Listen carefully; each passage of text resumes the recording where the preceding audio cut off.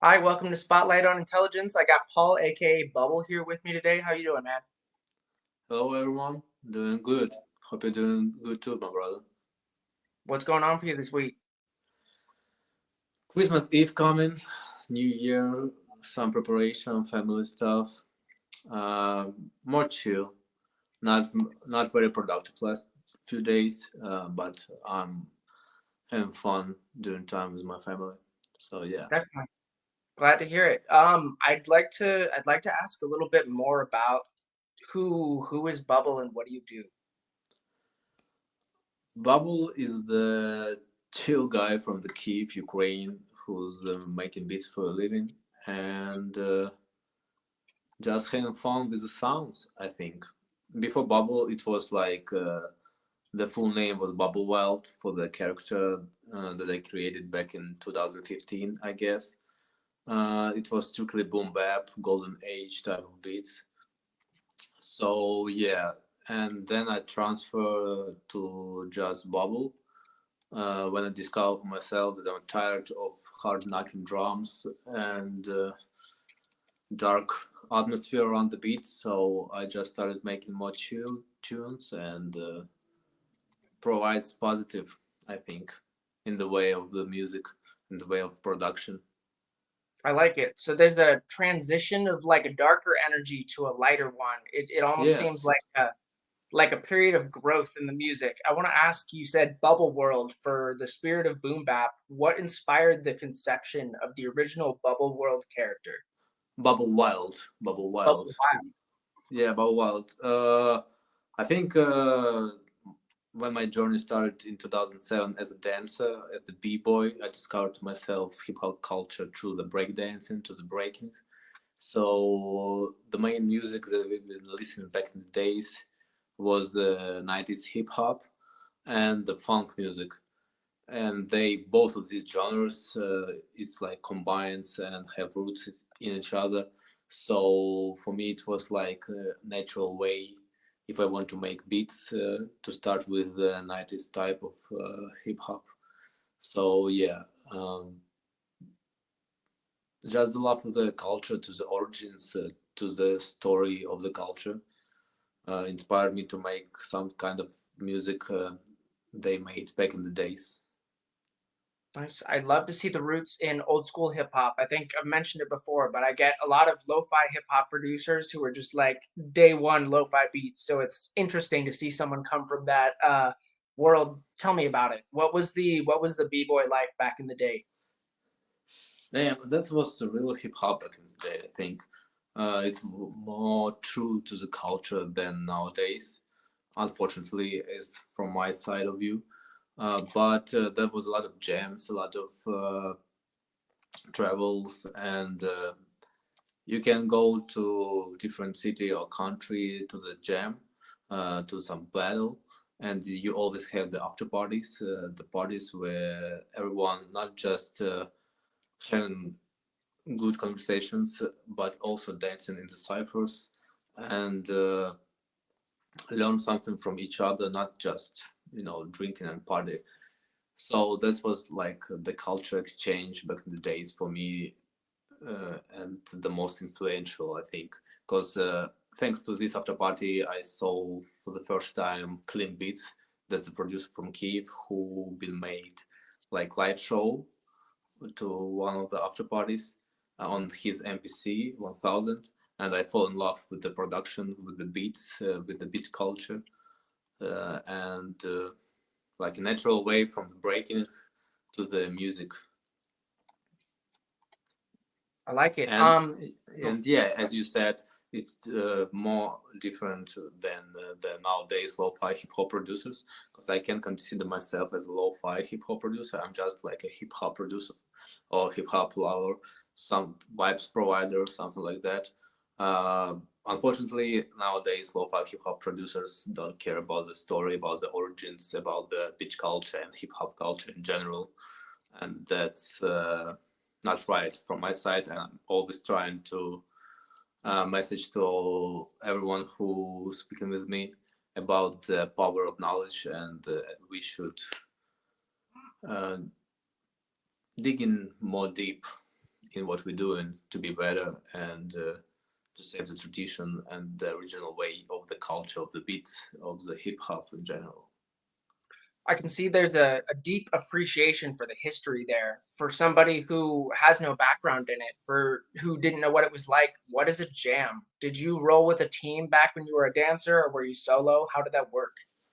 Yeah, you got the team and you move into some competitions. We can say jam was like the first part of the jam. It was always a competition where you dancing against another teams, or if you go in solo, you one versus one, two versus two, whatever type of battle that is. And after all of that, after all the battles, all the ciphers, you just coming together to the after party, as I said. The party where no judges, no rules. You can dance in the cipher. You can dance to different type of music. You don't care who win, who lose. You're all friends. You're all family. And the main thing that, like the glue, everyone is the hip hop, like the culture, the music, the graffiti, like the beats, everything, dancing. That's the beautiful thing that a lot of nowadays producers missing the culture, the love to the culture, not just for the exact something. Yeah, it's interesting to me to hear about people competing in the scene, going head to head, facing off, like showing off their skills. I'm the best, and then all linking up afterwards and just being buddies. Like, hey, good game. It was Yeah, fun to be down with you. yeah, for sure, for sure. Dance battle, it's like it's the battle or maybe anger in the like in time of this battle. There's no war between like or after the battle, except if you have some personal issues with somebody, then yeah, and that's great that you don't need to fight someone like physically. You can just make a dance battle and decide who right or who wrong, like today, you know. But it doesn't mean that you're the better than him or her, like for the rest of your life. It's like today's story. If you win today, I can win you tomorrow and stuff like that. Bring back settling scores on the dance floor. I wanted to Yeah. ask about your you if I heard you correctly, you were saying something about Clint Beats being a source of inspiration for the movement into production. What was your transition like when you started making beats? How did you begin? What was the world like then? As I said, I saw the Clean Beats playing on his MPC on some of the after parties from some jams, and yeah, I fell in love with the process of this, of the way you can push the pads on the MPC, chop the samples, chop the drums, construct something from different records, and I start digging in the roots and see how it become a thing and how I can make something like that and to be a part of this. And it started to like in the original way. I started digging vinyls, and I downloaded my first software. It was like FL Studio 7 or something like that, the oldest one. And I just thought at that time that's ridiculous. I don't want to make beats with the mouse. And I just bought the MPC. I asked my parents to give me some money because I was not allowed to buy by myself at that time.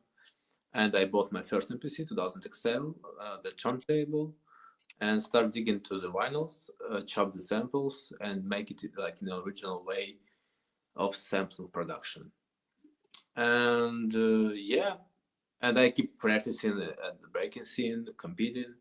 But music was something else, something different, and I stuck just with the music. I leave breaking for the moment, and I'm only focused on the music because it's like breathe for me right now, the fresh breeze. So yeah. Cool. I like the mention of vinyl. It's the most classic version of DJing, also the most hardest. I've seen people spin vinyl and it looks insanely difficult. So what was that like working with vinyl? I'm still working with the vinyl. It's of course it's like 50-50 for nowadays because we got a lot of digital samples as well, and a lot of I'm working with a lot of live instrumentals like live musicians who send me their samples or their plays or its collaborative projects, wherever.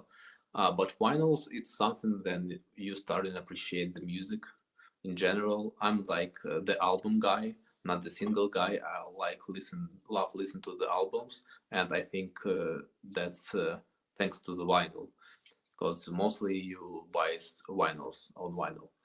And yeah, for me, it's like appreciate the artist, the processes, and you keep focusing on the listening during the processes. You can touch because it's like physical form of the music in some way for the listener.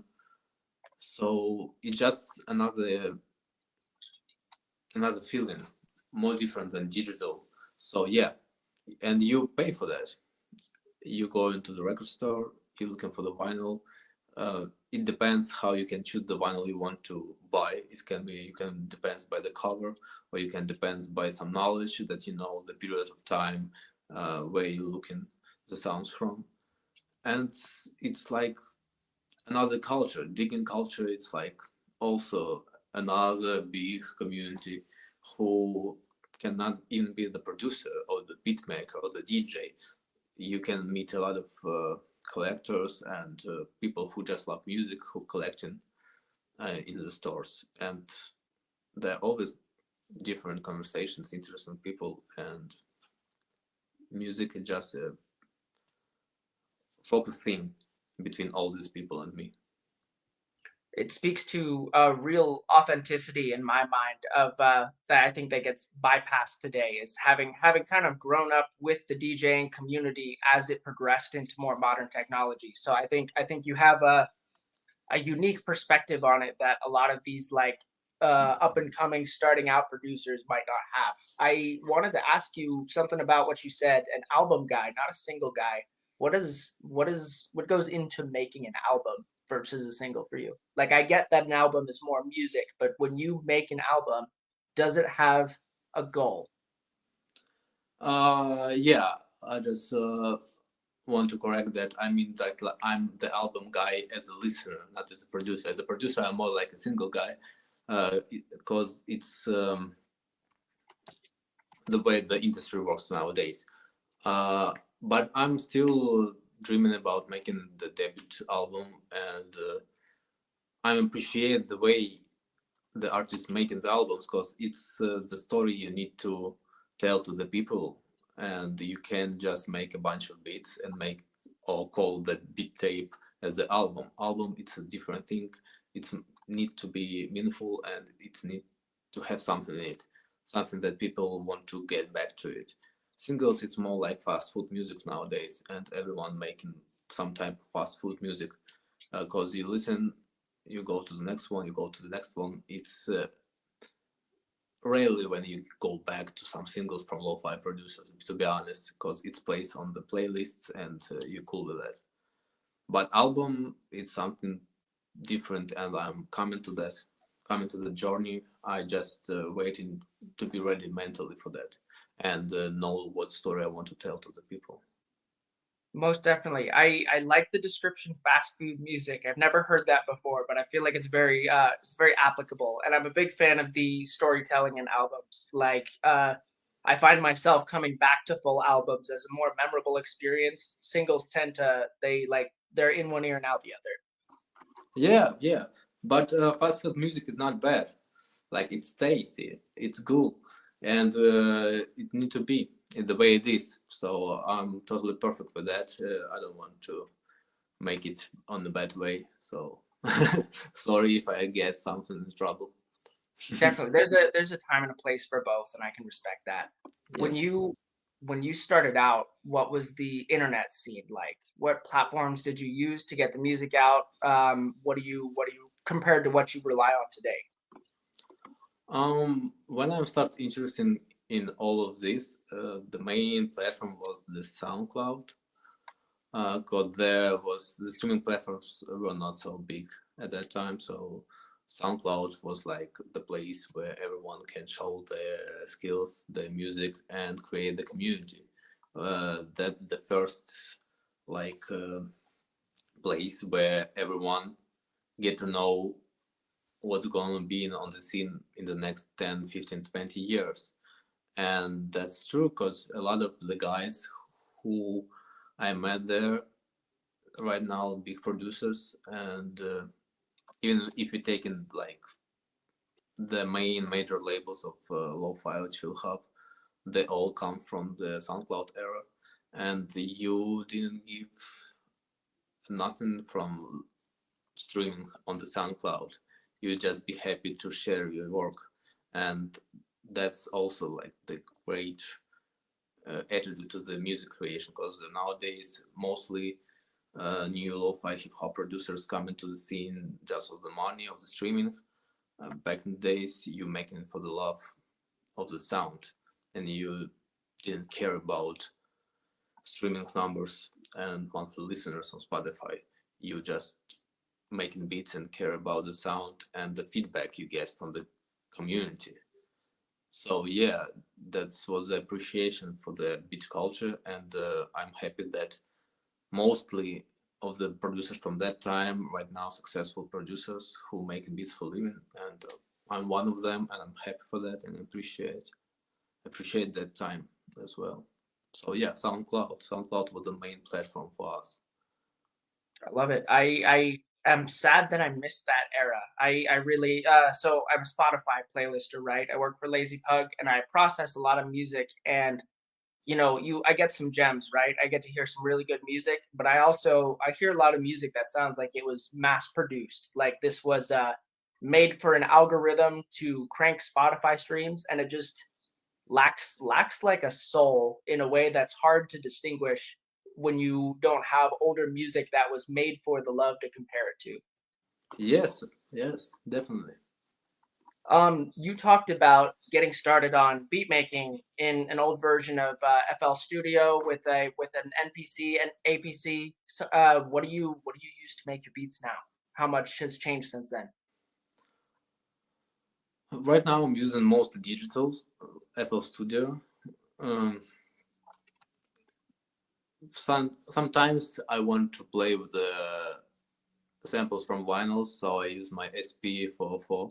That's their own, but mostly I use it for the lives or some effects, because they got a lot of different things for the lo-fi, and just like the texture the machine gives to the sound, it's incredible. It's nothing compared with the digital VSTs and stuff. So analog always win, no matter what. But FL Studio for me right now it's more faster to make idea live, and then I can back to it without any problems. So yeah, FL Studio around vinyl, and a lot of different stuff I've been using depends on the project. It can be keys and stuff around guitars. Everything that I had on my hands, I trying to use. But I'm not a musician. I can't play piano like on the high skill. I can play guitar on the high skill. But I know the sound I want, and I can take it. Or I can find the sample I want to that sound. Because I'm pretty sure that sample beats, like sample based beats, for me is like natural way of creating the music. So I'm using samples a lot. I like it. It really breaks the mold that you have to have this history or background education or something in music. I think that like anybody with an idea and some inspiration can make a track, and I like to see that put into effect. So really just knocking these things out then with FL Studio, SP404, and it sounds like hard copy instruments and samples. Do I have you right? Keeping it simple? Yes, man, keep it simple. Just the main rule: if it sounds good, it sounds good, no matter what you want. Like it's not about the machine; it's about the man behind the machine. So Can you describe your process a little bit when you get an idea in your head for a beat and you crack open FL Studio to start working on it? What does that flow state look like for you? first thing first is the drums.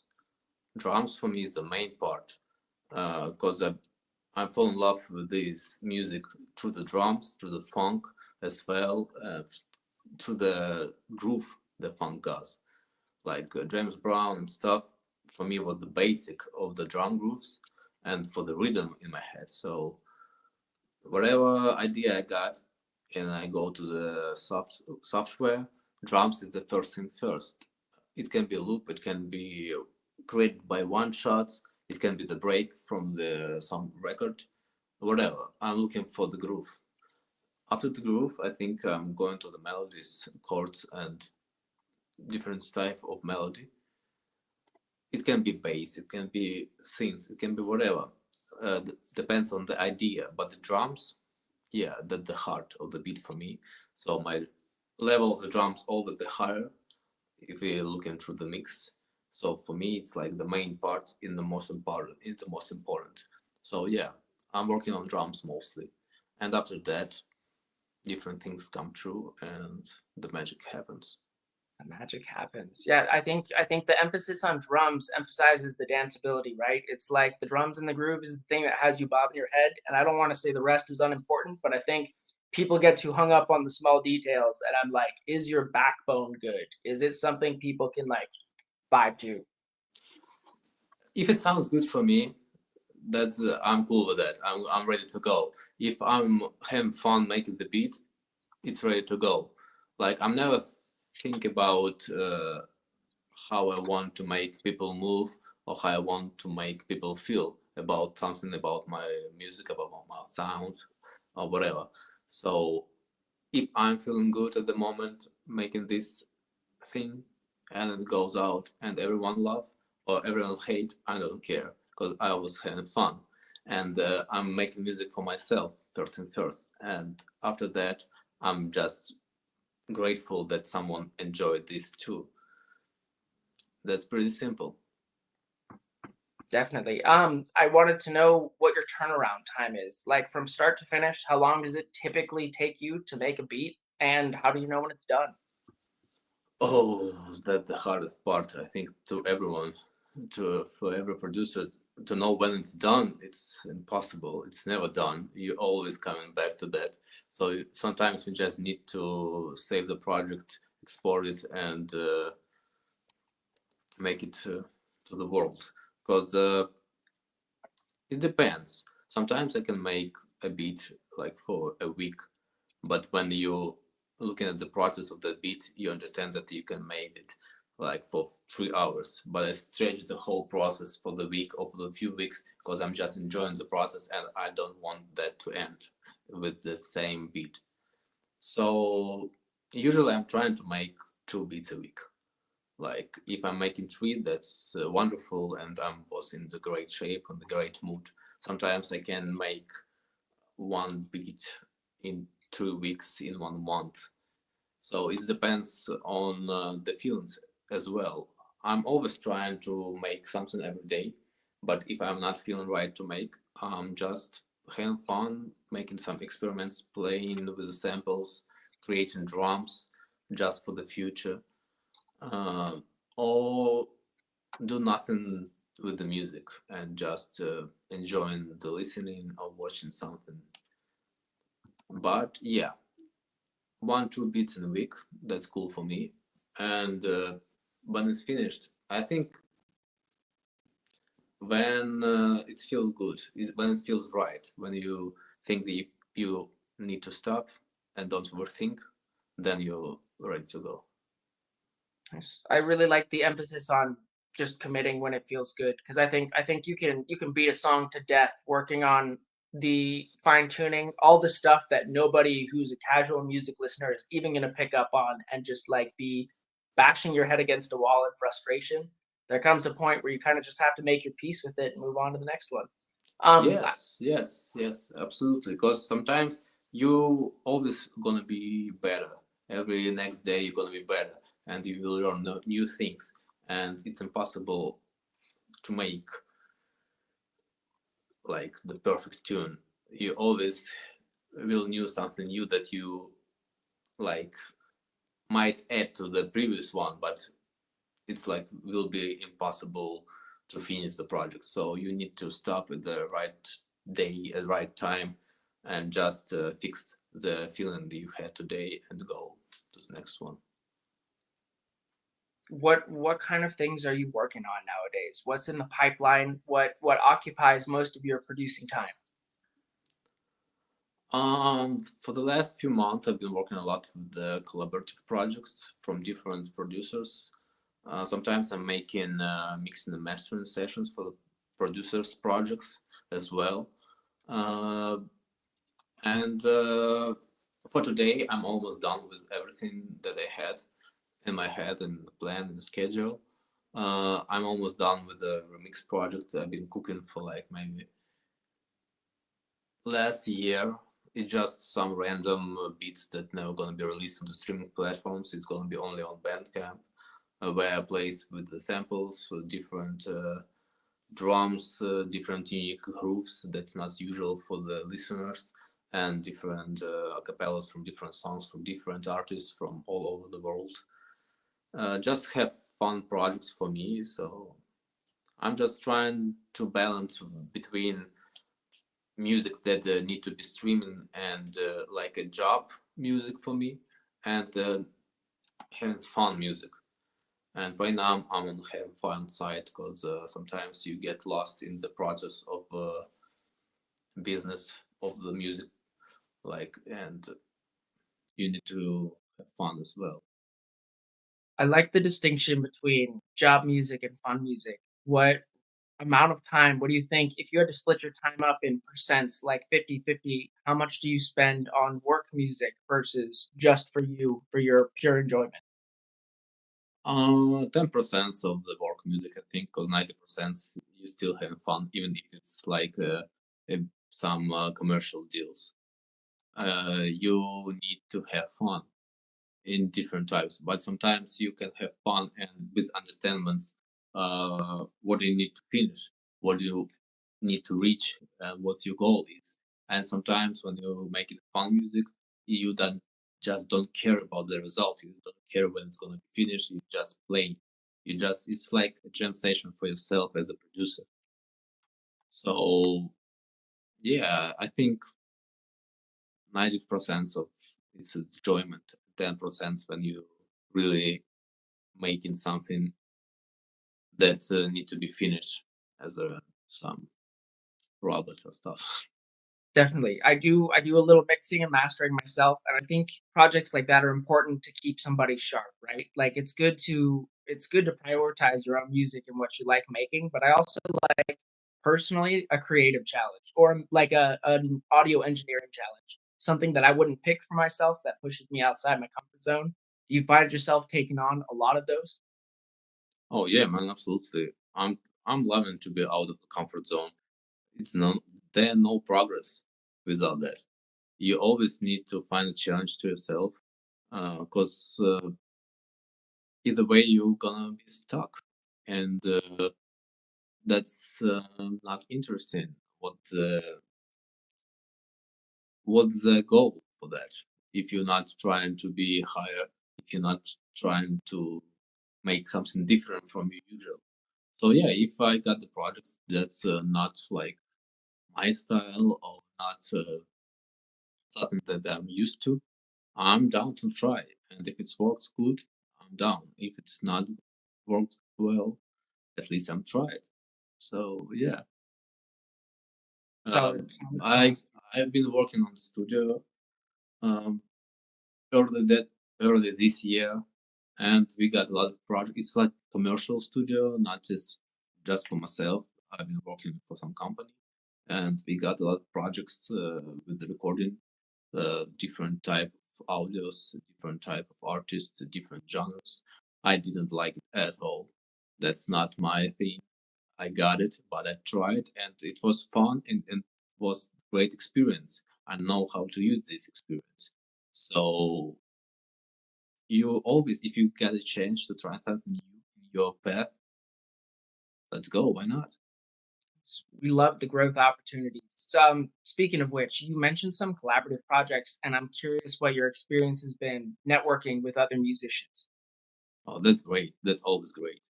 Like that's the family, the whole community of chill hop lo-fi, and all the producers in our scene. It's like the family.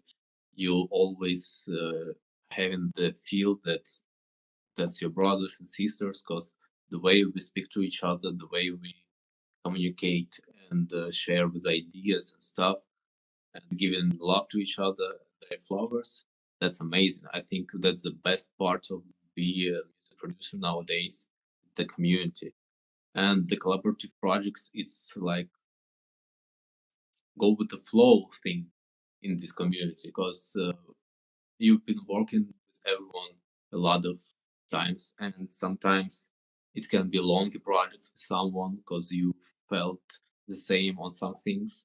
Sometimes it can be one or two projects with someone, and we never speak again to each other about the music, like in the projects. But you talking to each other about how's your day, how's your family and stuff. So all my collaborative projects, it's a family thing, and I'm happy and proud of everyone and each one who's been working with me, as who's gonna be working with me. Plus, we always open for new people, new faces. I'm always listening to the demos that young producer sends to me. If I got a DM about, hey, do you want to check my music and maybe work on something? I'm always down to listen, at least. And if I feel something when I listen to that, and if I like it, I'm always down to work, whatever credits you got on the background, or how many streams you make in a month. I don't care if it sounds good, I'm down. Why not? But sometimes you got a lot of disrespectful from the that's new lo-fi hip hop artists that I said before, who care only about streaming, and they don't care about you as a person, or they don't know you. They just saw that you make some numbers and they reach out to you about uh, just to make some music, and I'm not down for that. So I'm just more, let's speak a little bit, let me know about you, let me know about your music, about your background, about why you do this. And if we got the same vision, then let's work. But if it's just to make some stream numbers, I'm not that type of guy. Sorry. I like the focus on respect. I'm about giving respect, and I think that I'm curious to know what your take on respectful discourse in the community is. Like, for example, do you believe there's like an etiquette, a code that you guys adhere to while you're composing this family of musicians? You talked about when someone reaches out to you, you're always willing to take a listen. What uh what are some do's and don'ts when you're working with other artists? Oh, as I said, if I listen to the demo and it sounds good, if I am feeling something and I know what to do with it, like from my side, if I know what I can bring to the table, I'm always down. Like, and we can talk and we can know each other better, and then we'll finish the project. And maybe these relationships will go somewhere and we'll make a bunch of other songs as well. But if I got the attitude to me as just some random guy who got some numbers or got some connection to some labels, and they want to use me as a provider to them, then nah, like that's not gonna work with me. And you see it, and everyone see it. I think when someone just trying to use it. So that's my don't and my do. It sounds good. Let's go. And if you a good person, why not? I like it. If I can summarize even, it sounds like the main takeaway is focus on the quality of the music and don't try and use people as a stepping stone for your own career. Yes, for sure. I know that's how the business and music industry works. So collabs always been like something to share auditory between artists, and that's good. I appreciate that. I respect that. But we need to stay like be more humans, not just the partners. So maybe I will change my mind later when I will be more grown. I don't know, but right now I'm cool with everything I have and all the relationships. Like as I said, that's family. That's my brothers and sisters. And first thing is the music, then everything else. I think be more human is some guidance we can all benefit from. If you don't mind me redirecting right here, I wanted to ask you what your experience has been like working with labels. Mm, mostly that's great opportunity to the artist to get paid and get recognized and just to be playlisted and stuff. So the labels I've been working with and still working with is the best labels I think on the scene. For me personally, I have not the big list, not the big list of the names of the labels. There are only a few, but I work with them constantly and trying to keep working and develop new music and new highs with them. So I'm trying to appreciate the labels as much as I appreciate the whole community, also the family. So I'm trying to do my best, and I guess and I hope they trying to do their best too. But sometimes you got to work with the labels who don't care about the artists, who trying to make some money on you in not a good way. Sometimes they don't just respect your vision, and I'm not sure why we are working there. But sometimes shit happens, and it's normal. You just need to be careful and read the contracts really good because sometimes you can get some troubles if you're a young artist to make sure to read everything you sign. Definitely. You actually answered my next question, which was going to be counsel for working with labels, but it sounds like paying attention to the agreement is the highest priority there. Yes, yes, you don't need to cancel the labels because if you fall in something, that's most of the time it's your fault because you not be uh, patient or not you not be really care about what you sign. So yeah, uh, I'm agreed that there are a lot of plenty of bad labels. A lot of if I'm talking about lo-fi scene, chill hop scene, there are a lot of fake labels. There are a lot of labels for using AI for generating the songs and make streams numbers.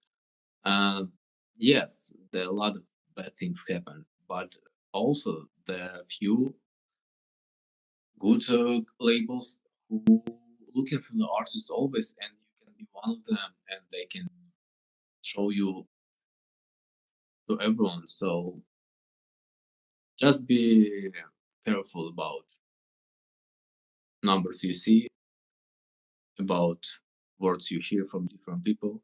Try if it's work for you, that's great. It's not work. If it's not work for you, just leave it and try to release independently, which is great too. Because when you work independently, you don't need to share first of all, and it's all on you. So working independently, that's the dream, I guess, for everyone. This has been some really solid insight and feedback. I want to start bringing things to a close here, and I just wanted to ask, like, if you had any advice that you could give to other musicians starting out, what would you tell them, or what things do you wish you knew then that you know now? And don't be afraid to ask. Like, don't be afraid to ask someone advice. If you're trying to learn something or you want to know about something about working with some label or how to make that kick harder and stuff like that, whatever. Don't be afraid to just ask, like send a DM. The like what can be the worst thing that can happen? Someone will ignore you. That's it. But I never asked nobody, and I'm regret about that. I've been on my own almost like since the beginning for the 6 or 7 years. I've been going solo, learning from my side, like YouTube, Google, whatever. But I got a lot of community, and I just can ask. But I didn't do this because I thought, why? What they will be thinking about me? That's wrong. Don't do that. If you need something, if you're interested in something, and you need the answer, and you can find it on the Google, ask someone. That's the best advice. Don't be scared about to ask. Swallow your pride, ask for help. I like it. I wanted to ask if there's any announcements you had, anything you wanted to plug. Where can people find you?